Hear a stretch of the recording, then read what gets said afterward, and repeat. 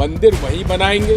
मंदिर जहां बाबरी मस्जिद तोड़ी वहां नहीं बनाया, वो जहां कांग्रेस पार्टी ने भूमि अधिकृत की थी और जहां शिलान्यास कराया था वहां मंदिर का निर्माण कराया है। मंदिर वहीं बनाएंगे का कारण ये था कि जब तक मस्जिद नहीं टूटेगी तब तक इनका उद्देश्य पूरा नहीं होगा। इन्होंने केवल हिंदू मुसलमानों को बांटा, अब भगवान राम के भक्तों को आप बांट रहे हैं। नरेंद्र मोदी जी इतने महान हैं कि 500 वर्षों बाद भगवान राम को वो मंदिर में ले आए, लेकिन नीरव मोदी जैसे लाखों करोड़ रुपए लेकर भागे हुए लोगों को वापस नहीं ला पाए। ये लोग कहाँ हैं? वो लोग जो आपने वादा किया था कि काला धन वापस लाएंगे, भगोड़ों को वापस लाएंगे, कहाँ हैं वो आप?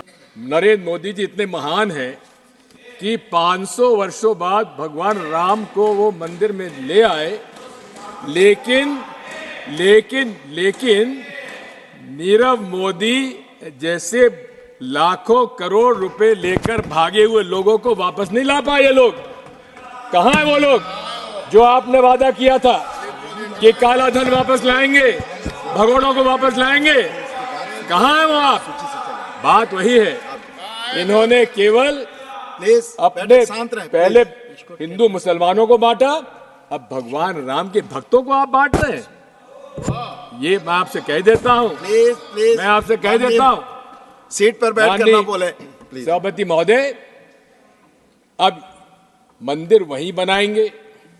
मंदिर जहां बाबरी मस्जिद तोड़ी वहां नहीं बनाया, वो जहां कांग्रेस पार्टी ने भूमि अधिकृत की थी और जहां शिलान्यास कराया था वहां मंदिर का निर्माण कराया है। इनका वही मंदिर वहीं बनाएंगे का कारण ये था कि जब तक मस्जिद नहीं टूटेगी तब तक इनका उद्देश्य पूरा नहीं होगा।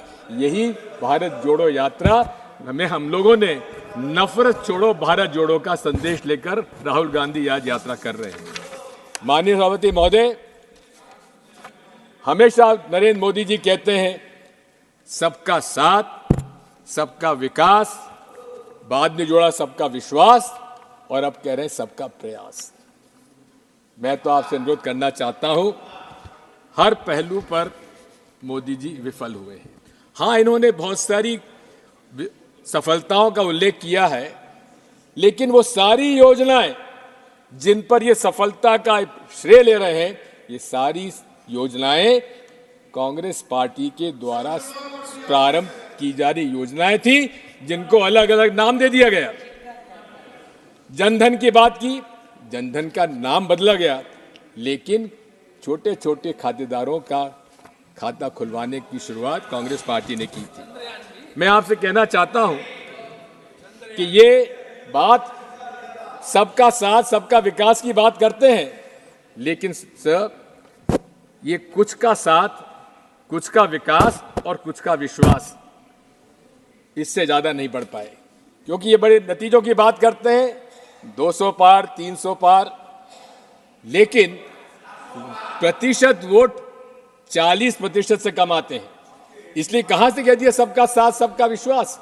विश्वास माननीय सभापति महोदय तब होगा जब इस देश के हर वर्ग, हर धर्म के पालन करने वालों लोगों का ये विश्वास अर्जित करेंगे। इन्होंने डॉक्टर मनमोहन सिंह जी के बारे में एक बिल्कुल असत्य बयान दिया है। उन्होंने कभी नहीं कहा जिस बारे में इन्होंने उनका उल्लेख किया है। मैं आपसे कहना चाहता हूं, नरेंद्र मोदी जी के 3 ब्रह्म अस्त्र हैं, 3 हथियार हैं। पहला अस्त्र है ईवीएम, दूसरा हथियार है धर्मांधता, और तीसरा हथियार है ED, IT, CBI, NIA. Bharat विश्व का सबसे बड़ा लोकतंत्र है, मदर ऑफ डेमोक्रेसी कहा जाता है, लेकिन सफल लोकतंत्र के लिए निष्पक्ष माननीय चुनाव आयोग आवश्यक है। आज मैं आपसे कहना चाहता हूं कि लोगों के मन में एक ईवीएम के बारे में विश्वास कम होता जा रहा है। प्रदर्शन हो रहे हैं, 28 पॉलिटिकल पार्टीज ने कुछ प्रश्न चुनाव आयोग के सामने रखे। नरसिम्हा जी हमारे बैठे हुए, इन्होंने खुद ने किताब लिख डाली थी। मैं आपसे कहना चाहता हूं कि क्या चुनाव आयोग का आज व्यवहार निष्पक्षता से है क्या? 28 राजनीतिक दलों ने उनसे मिलने का समय मांगा। 6 महीने में माननीय चुनाव आयोग को 28 पॉलिटिकल पार्टी से मिलने का समय तक नहीं मिला। हम ऐसे चुनाव आयोग पर कैसे भरोसा करेंगे? मैं आपसे कहना चाहता हूं कि एक तरफ जहां उच्चतम न्यायालय ने अपना सुझाव भेजा कि चुनाव आयोग के सदस्यों के चयन के लिए माननीय मुख्य न्यायाधीश उच्चतम न्यायालय के उनको भी उसका समिति का सदस्य बनाया जाए, लेकिन प्रधानमंत्री जी को रास नहीं आया और उन्होंने यहां से बिल पास करा लिया जब सारे विपक्ष के संसद सदस्यों को उनको उन्होंने निष्कासित कर दिया था।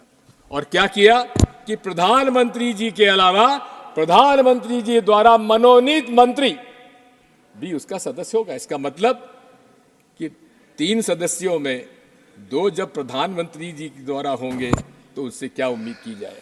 और यही नहीं है, आज ये बात साफ हो गई है कि बीईएल के अंदर 4 डायरेक्टर्स, इंडिपेंडेंट डायरेक्टर्स की नियुक्ति किनकी हुई है? भारतीय जनता पार्टी के लोगों की। सभापति जी महोदय, हमारी मांग क्या है? आज कंप्यूटर साइंस इतना आगे बढ़ चुका है कि हमारा जो मकसद है वोट डालने का, क्या वो उसका निर्णय हमको मिलता है क्या? आज सॉफ्टवेयर निर्णय करता है कि आपको मशीन क्या नतीजा देती है। हमारी मांग क्या है? हमारी मांग यह है कि माननीय चुनाव आयोग को वो सॉफ्टवेयर पब्लिक डोमेन में लाना चाहिए। हमारी क्या मांग है? ये मेरा अधिकार है, एक वोटर के नाते अधिकार है कि मैं जिसे वोट चाहूं उसको वोट पड़े। महोदय, कि इस पूरे विश्व में केवल 5 देश ऐसे आज हैं जहां ईवीएम के माध्यम से चुनाव हो रहा है। उसमें से ऑस्ट्रेलिया में जो सॉफ्टवेयर डाला जाता है वो पब्लिक डोमेन में है। मैं पूछना चाहता हूं आपके माध्यम से प्रधानमंत्री जी और पूरे मंत्रिमंडल से, क्या कारण है कि वो सॉफ्टवेयर बताने में क्यों इतने परहेज करते हैं? क्या डर है उन लोगों को? आज जब मांग उठ रही है जनमानस में कि चारों तरफ से कि हमें ईवीएम नहीं चाहिए, उस समय पूरे देश में ईवीएम का प्रचार करने के लिए चुनाव आयोग प्रदर्शन कर रहा है। अरे, हमें प्रदर्शन करने की आवश्यकता नहीं है। आप हमारी बात इतनी सी मान लीजिए, या तो आप बैलेट पेपर से चुनाव कराइए, जो 2018 में कांग्रेस पार्टी ने एआईसीसी रेजोल्यूशन में अपना मत रखा था, उस पर हम आज भी कायम हैं।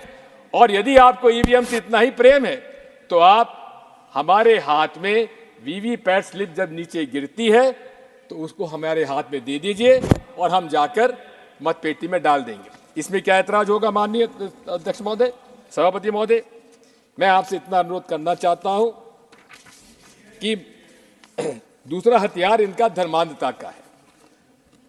धर्म से इनका कोई नाता नहीं है। हिंदुत्व एक आइडेंटिटी थी, सावरकर जी ने जिसको नाम दिया था, और उन्होंने खुद ने कहा था इसका कोई धर्म का लेना देना नहीं है।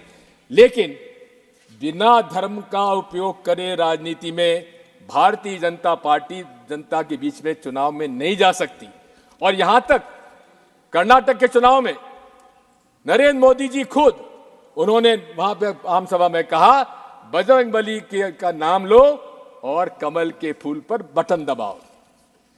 चुनाव आयोग, माननीय सभापति महोदय, मेरी आपत्ति इस बात की है कि अगर छोटी मोटी बात भी अगर कोई और अन्य दल का कर देता उसको नोटिस मिल जाता, लेकिन खुले रूप से नरेंद्र मोदी जी ने रिप्रेजेंटेशन ऑफ पीपल्स एक्ट का उल्लंघन किया है, अब इसमें सेक्शन 123(3)(a) का, लेकिन उस पर चुनाव आयोग ने संज्ञान में क्यों नहीं लिया? आज भी पूरे देश में धर्म के नाम पर ये व्यवसाय कर रहे हैं। वो राम मंदिर का निर्माण जो कि नरसिम्हा राव जी ने रामालय ट्रस्ट को सौंपा था, चारों शंकराचार्य और स्वामी रामानंदाचार्य के रामनिषाचार्य जी 5 लोगों का रामालय ट्रस्ट बनाया, उसके हाथ में क्यों नहीं दिया? किसको दिया? विश्व हिंदू परिषद के हाथ में। और विश्व हिंदू परिषद के हाथ में देकर निर्मोही अखाड़ा जो पूरे तरीके से 10 मिनट नहीं 5 मिनट अतिरिक्त हो गए जो हमारे पास सूचना थी वो 10 मिनट के लिए। सर देखिए आपने देखिए मेरी इस बारे में सर मेरी आपसे 5 मिनट का समय और दीजिए, 2 बातें मुझे और करना है। आपको 5 मिनट दिया गया था, ऑलरेडी 10 मिनट हो गए हैं। 5 मिनट समय तय था आपके लिए। सर देखिए बात यह है, बात यह है हमारे अब कोई समय ही नहीं है। हमारे लीडर ऑफ ऑपोजिशन का समय हमारे इसमें नहीं रखा जाना चाहिए, क्योंकि वो उनका अधिकार है। अभी जो नियम तय है उसी के अनुसार चलेंगे। प्लीज आप कंक्लूड करें। मैं आपसे कहना चाह रहा था कि पीपल्स रिप्रेजेंटेशन एक्ट का वायलेशन हो रहा है, उस पर कोई संज्ञान में नहीं लिया जा रहा है। मैं आपसे इतना कहना चाहता हूं कि आज तीसरा हथियार इनका है ईडी, आईटी, सीबीआई, एनआईए का। इसमें मोदी जी को कहते हैं मेरी गारंटी, मोदी गारंटी का एक आपको उदाहरण देना चाहता हूं। भोपाल के अंदर उन्होंने भाषण में कहा कि मेरी मोदी गारंटी, ये महाराष्ट्र के नेता, उन पर 70,000 करोड़ का घोटाला है, उनको मैं जेल भेजूंगा। लेकिन 3 दिन बाद क्या हुआ सभापति महोदय? जेल भेजने के बजाय उनको मुख्यमंत्री बना दिया गया। देवेंद्र फडणवीस कहते थे दादा चक्की पीसिंग, आज दादा जेल में नहीं, महाराष्ट्र के मंत्रालय में बैठकर मोदी जी गारंटी कर पीसिंग कर रहे हैं।